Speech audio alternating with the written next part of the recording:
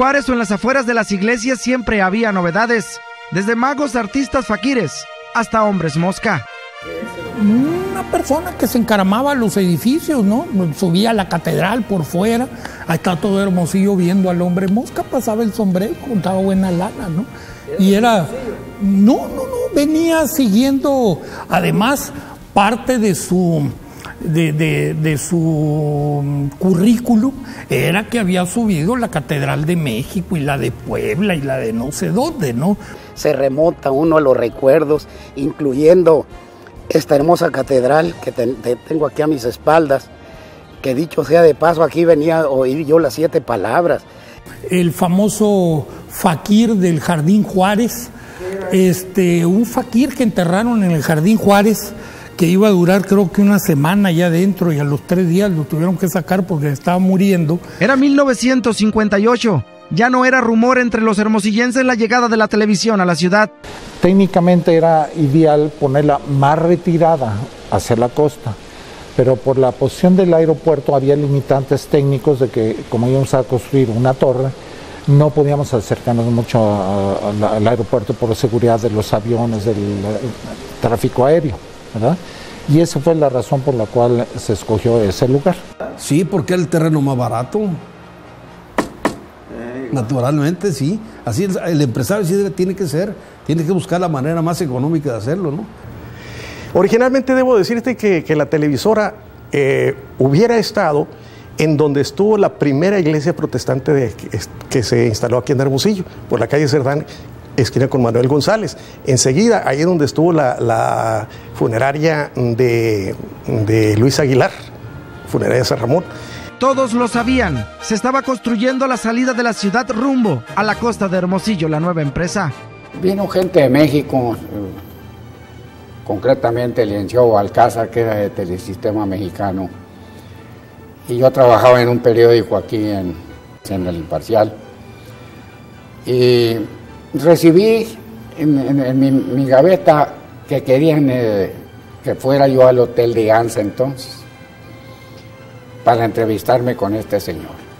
Este señor me trajo donde estaba el baldío, donde estamos ahorita, y estaban apenas haciendo excavaciones.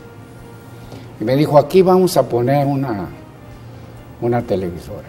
No, yo ya llegué cuando ya el terreno ya lo habían comprado, cuando ya estaban los albañiles tirando las líneas de cal para hacer los cimientos. Momentos que ya pasaron, momentos que marcaron la historia.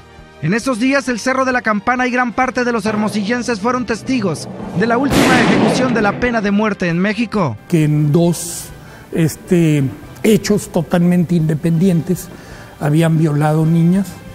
Uno de ellos se llamaba Francisco Zamarripa y el otro Francisco Corrales, el Platanito.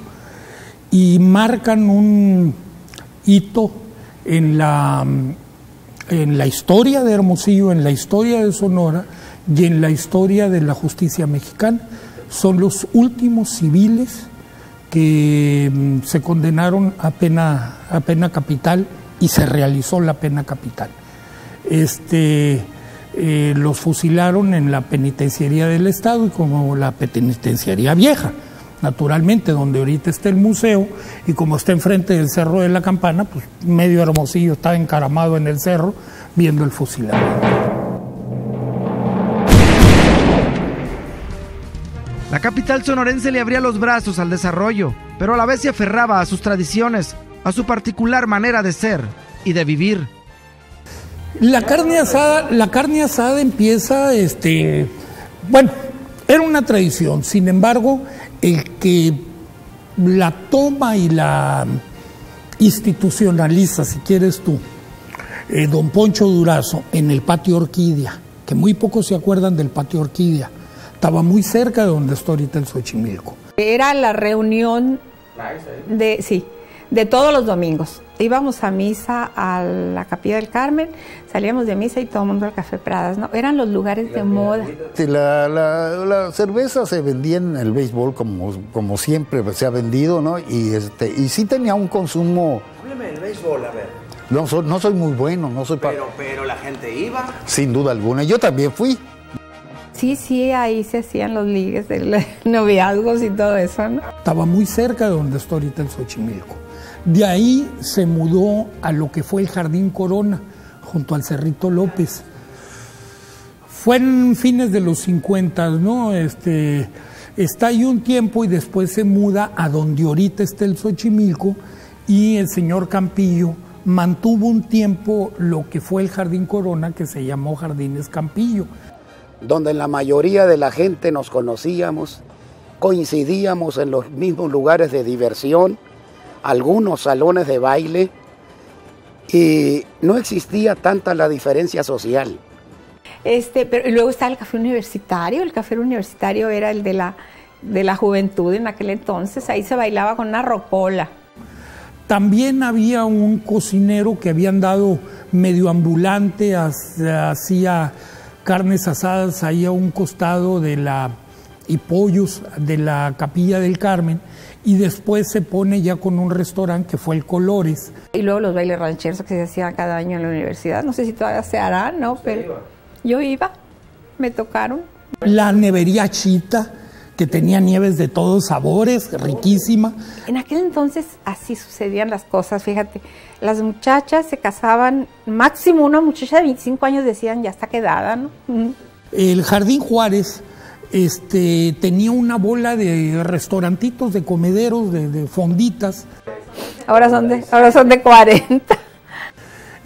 Cuando lo arman como parque, como jardín, se mudan ahí cerquita todas ellas, ¿no?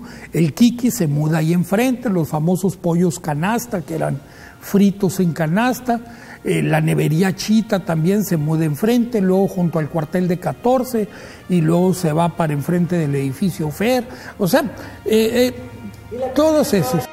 Un moderno proyector de películas y equipo transmisor fabricado en la General Electric se instaló en el edificio de la televisora, siempre bajo el asesoramiento de ingenieros y técnicos norteamericanos. Era diciembre de 1958 y la torre antena, la más grande y ostentosa jamás antes vista, se había convertido en un atractivo de alegría y orgullo para los hermosillenses. La torre de Canal 6 inmediatamente se convirtió en un ícono de la ciudad. La antena era, ahora he venido a saber que era de segunda mano. Yo creo que estuvo trabajando por allá en la Ciudad de México. Porque era un verdadero espectáculo, no había nada aquí que se pareciera, porque es una torre autosoportada. Entonces aquí vinieron a armarla, me mandaron a mí los datos del peso, todo lo que había que tomar en cuenta para cimentarla. Creo que al final llegó hasta los 80 metros de altura. Y a mí me tocó hacer la cimentación de la antena. Desperfectos y retrasos en la llegada de equipo postergaba desde hacía meses el inicio de las transmisiones en la televisora. Era 1958. Siempre. Alguien tenía que hablar. Pues yo renuncié al Imparcial. Ya estaba todo el equipo, ya estaba todo. Pero al momento de hacer las primeras pruebas se rompió el cable. Era un cable coaxial que solamente en Chicago lo podían hacer. Pero hubo retrasos por las entregas de los equipos, la dificultad que era la primera estación formal. Como yo había renunciado al periódico, pues se llegó noviembre, los fines de noviembre, diciembre, enero, febrero y marzo sin chamba. Sin sueldo, porque decía el convenio que a partir de las operaciones. Gabriel Roberto Monteverde era un ejecutivo de ventas del Imparcial y él se pasó, vio muy interesante el proyecto y se pasó con nosotros, y fue un factor muy importante en el desarrollo de la comercialización de la estación. Allí pues, todo el concepto era venta de prensa o venta de radio. De televisión no estaba implantado, etcétera, era una cosa nueva, y él fue un factor muy importante en el desarrollo. Por ahí en Navidad, Raúl, que tuvimos mucho contacto, pues inclusive íbamos juntos a Tucson a comprar partes o cosas.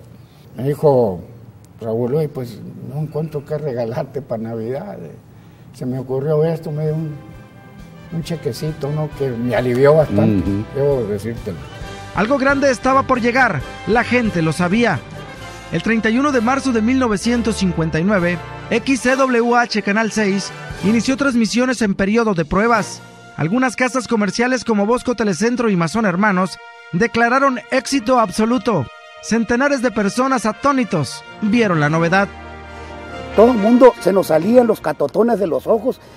¿Cómo puede hablar ese señor?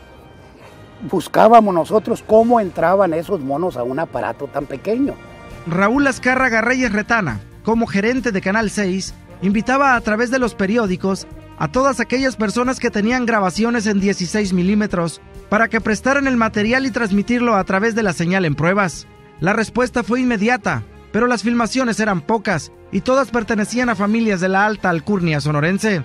Para la gente que se reunía a ver la novedad, poco importaba quiénes eran y dónde estaban los que salían en las grabaciones. Lo verdaderamente impresionante era ver imágenes en movimiento a través de una caja. Para muchos, una caja mágica. Hay un detalle curioso. Cuando empezaron las pruebas, aparecían anuncios en el periódico que decía: traiga sus películas, nosotros las vamos a pasar aquí y no le vamos a cobrar. Entonces, originalmente tú veías pues fiestas, veías las grabaciones particulares, ¿no? Se empezaron a pasar películas y se empezaron a pasar promocionales. La televisora de Hermosillo, que en mi opinión debió haberse llamado Televisora de Sonora, fue la primera televisora en la provincia mexicana. No había televisión más que en la Ciudad de México. No había ninguna otra parte del estado. No había ni en Tijuana, ninguna parte del país, ni en Tijuana, ni Monterrey, ni Guadalajara.